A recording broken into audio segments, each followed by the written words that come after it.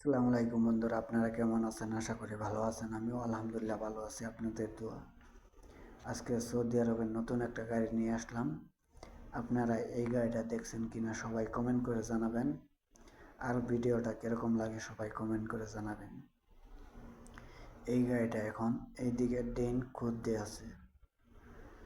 ডেন খোদার কারণ হয়েছে মানে সৌদি আরবে লাইনগুলা যে টানে, মানে কেউ উপরে দিয়ে লাইন টানে না, কেবল দিয়ে এদিকে সব মাটির নিচে দিয়ে লাইন টানে। সৌদি আরবের সব জায়গাতে এরকম, সব মাটির নিচ দিয়ে লাইন টানে। এর জন্য এইদিকে ট্রেনটা খুঁজতে আছে এখন। এই গাড়িটা দেখুন, রাস্তার পিচগুলা যে আছে এগুলা কাটা নিচের মাটিগুলা কাটবে।